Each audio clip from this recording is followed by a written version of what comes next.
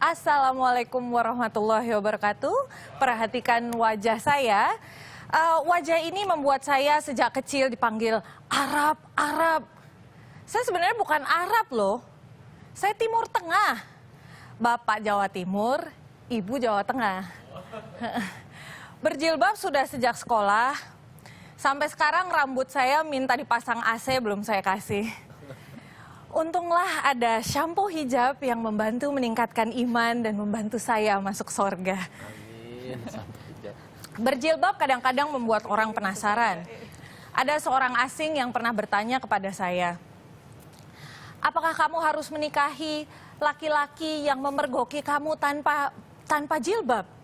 Saya bilang, berjilbab sih berjilbab Pak, tapi saya milih-milih lah. Ramadan ini saya mulai belajar memasak. Dan memasak membuat saya bertaubat dan mengingat tausiah yang selama ini saya abaikan. Mengupas bawang tanpa air mata, menggiling bumbu tanpa lelah, gunakan produk ini. Dapatkan dengan kredit tanpa cicilan. Ramadan juga membuat saya merasa seperti pulang kampung. Masuk mall, ya Allah saudara jauh.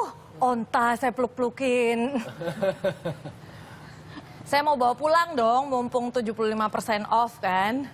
Tapi kata ontanya, saya di sini dulu deh. Biar mallnya kelihatan islami. Jual makanan gak dirazia. Sadia, ayo dong gabung sama kita di sini. Sini. Keren. Aduh, lucu banget ya. Ternyata sampo itu bisa membantu masuk surga ya, sampo hijab itu ya. Iya, beli di mana sih samponya? Saya pengen dong. Sekaligus ini nembuhin rambut, memperkotakan rambut, sekaligus juga masuk surga. Dulu, kebetulan saya belum di-endorse oleh produk tersebut. Oh gitu. Jadi tidak bisa disebutkan di sini. Sadia Ma'ruf ini adalah stand upper Indonesia yang pertama. Tapi kamu memang beneran ya keturunan Timur Tengah. Artinya bukan yang tadi Jawa Timur, Jawa Tengah, Pak? Bukan. Kebetulan ayah asal Jawa Timur, ibu asal Jawa Tengah. Oh, tapi kamu look-nya memang ada bener-bener loh. Kayak... Lumayan. Iya, ya. Sisa-sisa zaman Belanda. Ya Allah. Ini unik banget ya, dia ini kan berhijab. Dari perempuan aja itu sebetulnya udah langka di dunia stand up. Berhijab pula. Itu pertamanya gimana kamu bisa jadi stand up komedi ini? Pertamanya sebenarnya sih sudah meminati seni stand up comedy sejak lama sebelum saya mengetahui bahwa itu namanya stand up comedy. Oke. Sejak kecil tentu saja beruntung dibesarkan di generasi TVRI dengan tayangan yang sangat terbatas. Full House misalnya. Oh, iya. Banyak dari kita tumbuh besar dengan Full House. Saya saat itu tidak tahu kalau Bob Saget juga adalah stand up comedian. Kemudian Seinfeld, saya juga menonton. Itu yang bukan menginspirasi ya, meresap. Meresap ke dalam pembuluh darah dan saya tidak menyadari itu sebagai sesuatu yang pada akhirnya akan saya lakukan saat ini. Oke, kamu merasa apa ya, ruang gerak kamu terbatas nggak sih? Maksudnya Gara-gara hijab ya? menjadi seorang stand upper seperti itu dengan hijab kamu. Ruang gerak saya terbatas sejak lahir, Mas Andi. Kenapa? Dengan berbagai faktor, dilahirkan di komunitas keturunan Arab di Indonesia. Saya berasal dari keluarga yang sangat konservatif, tidak boleh keluar rumah setelah pulang sekolah dan banyak hal yang lainnya tidak bisa pada saat sekolah tidak bisa mengikuti kegiatan ekstrakurikuler. Pada saat kuliah boleh kuliah tetapi tidak boleh pergi kemana-mana, tidak boleh terlalu banyak. Tapi untuk profesi kamu ini pernah nggak, artinya ada yang nadanya miring gitu? Masa sih udah penampilannya seperti ini, syar'i seperti ini, tapi kok harus jadi stand upper seperti itu yang tampil-tampil gitu? Kamu bagaimana menanggapi hal tersebut? Ada memang, ini profesi yang tidak mudah, apalagi apa ya, perempuan bermulut tajam. Oh iya, benar yang namanya jadi stand up comedian itu kan ya. Harus kritis ya. Sama sekali bukan kriteria soleha kan. Tapi bukan setajam Feni Rose. Sama pagi Fen. Tapi gimana ya maksudnya karena kan kita lihat looknya berhijab. Berarti dia ini mesti nggak sih milih tema-tema tertentu? Aduh, tema-tema ini kayaknya nggak cocok untuk disampaikan oleh wanita berhijab misalnya. Ada nggak sih harus dipikirin sampai ke sana? Saya banyak memikirkan itu, tetapi bukan dengan pertimbangan hijab sebenarnya. Karena kalau dengan pertimbangan hijab, akhirnya saya khawatir akan terjebak dengan stereotip bahwa perempuan berhijab itu harus begini, harus berbicara hal-hal yang baik saja. Iya, misal nuansa Islami Nuansa. saja, seperti itu ya. Ya, Padahal enggak. yang baik saja, astagfirullah, alhamdulillah di sana sini, meskipun tidak relevan dengan Jadi Mama teksnya, Dian kasih nanti. aja, Iya, iya. alhamdulillah gitu. Oke.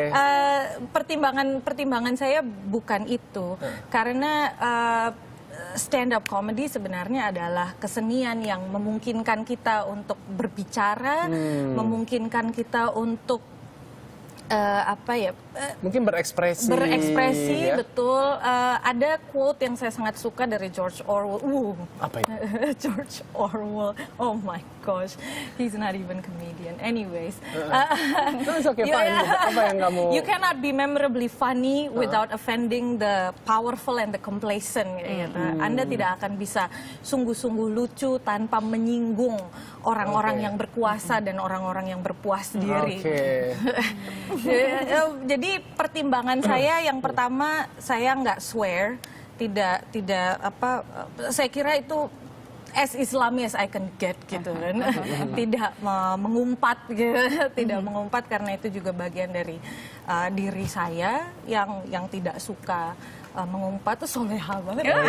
Tapi keren loh, artinya maksudnya Sadia ini menunjukkan bahwa dengan berhijab ini tidak boleh membatasi kita untuk tetap kreatif, untuk tetap kritis gitu, menyampaikan mungkin gagasan, ide kita, termasuk juga mungkin kritik-kritik yang membangun ya. Seorang dosen juga, bukankah demikian? Bukan. Oh bukan, katanya ngajar juga? Pernah mengajar, dan saat ini belum karena baru menyelesaikan S2. Oh gitu.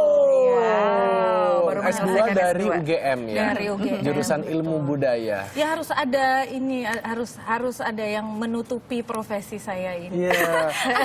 Dan tesisnya juga keren loh ya. Kalau nggak salah tesisnya kamu bilang komedi jihad, right? Komedi jihad. Wah, ya. boleh sedikit aja mengenai itu?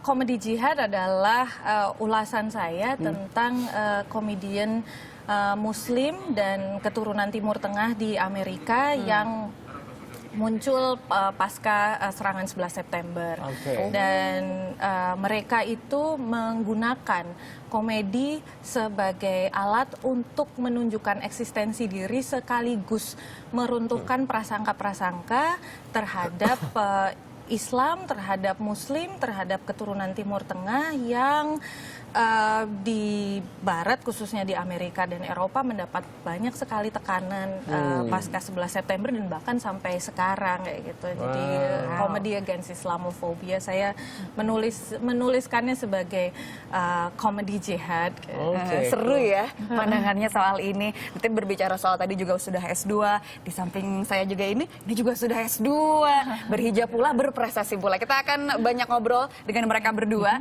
Kalau tadi dia kan dengan stand up komedinya, kalau ini dengan bola basket.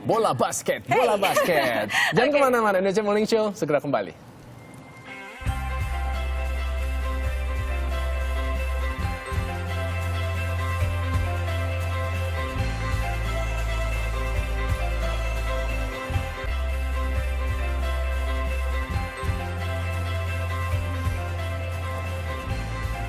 Oke, balik lagi bersama kami di Indonesia Morning Show. Kalau tadi kita udah ngomong mengenai hijab, stand up berhijab ya, bersama dengan Sadia. Kali ini dengan Raisa. Nah, Raisa ini luar biasa, seorang atlet basket ya. Nah, tapi berhijab ini juga langka. Kalau tadi dia ini kan adalah satu-satunya stand up komedian yang berhijab. Pertama. Satu-satunya. Ada Nah, beberapa rekan. pertama. Oke. Nah, kalau Raisa ini yang pertama juga, terutama yang sudah di tingkatnya nasional. Iya, alhamdulillah. Ya luar biasa Tantangannya banget. gimana tuh Raisa? Tantangannya gimana sih? Tantangannya juga luar biasa ya. Bagaimana keberadaan hijab itu sedikit dipandang aneh ya. Kok olahraga sih nggak ribet tuh, nggak panas. Terus pakaiannya panjang semua. Kamu jawabnya gimana? Saya dari kecil memakai jilbab, jadi Oke. apapun yang saya lakukan tetap memakai jilbab, tidak ada masalah. Apapun Mungkin- profesi kamu gitu ya? Iya, profesi, hobi, kesibukan, kegiatan semua pakai jilbab kayak gitu. Oke. Kendalanya sih ya, yang kita tahu juga FIBA Federasi Basket Internasional itu sampai sekarang belum membolehkan Belum. atlet putri memakai hijab. Tapi kamu kekeh aja tetap gitu pakai hijab. Iya. Kenapa? Masalahnya ini adalah keyakinan saya ya, dan apapun kegiatan saya, alhamdulillah dari kecil itu tidak pernah dibatasi oleh orang tua selama memakai jilbab. Jadi apa aja ya, mulai keluar rumah, les, ekstrakurikuler, sekolah, dan akhirnya menekuni hobi bola basket ini, boleh.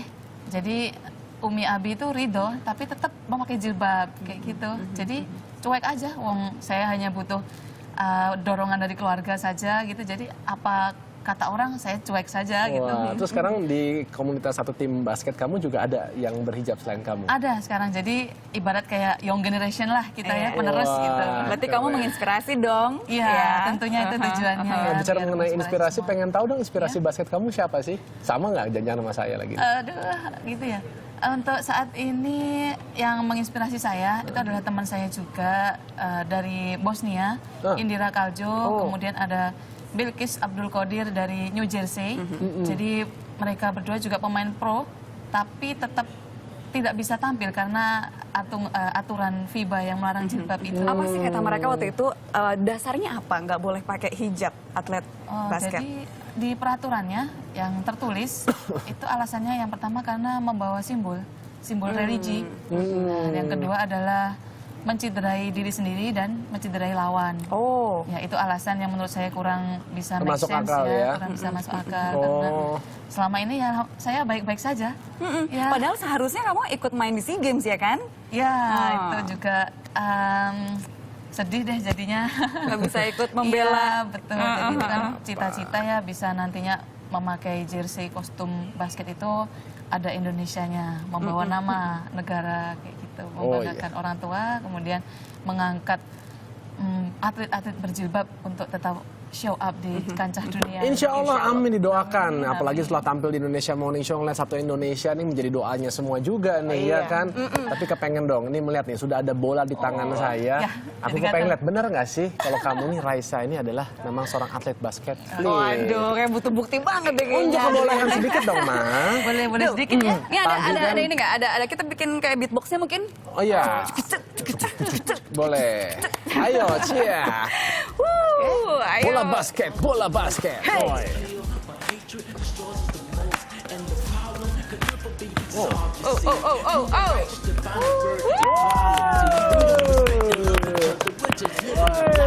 Yeay.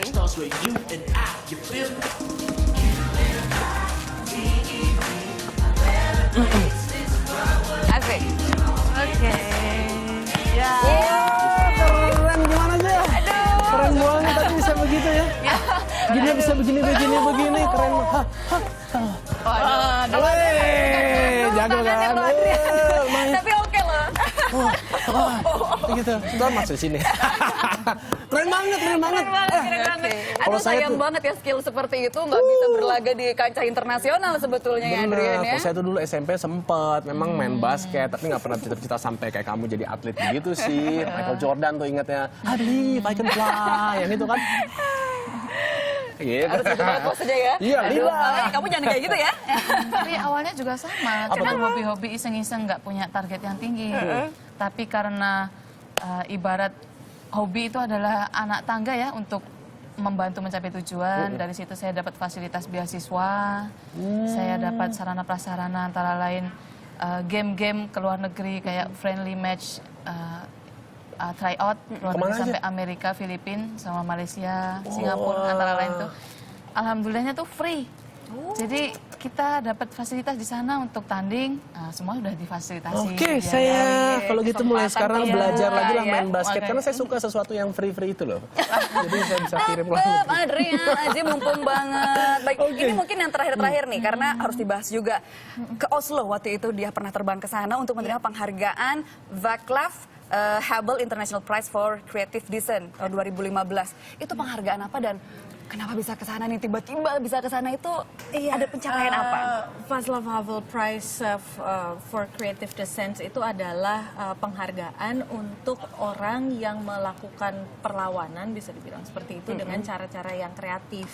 Setiap tahun organisasi Human Rights Foundation dan Oslo Freedom Forum memberikan penghargaan tersebut kepada 3 orang terpilih.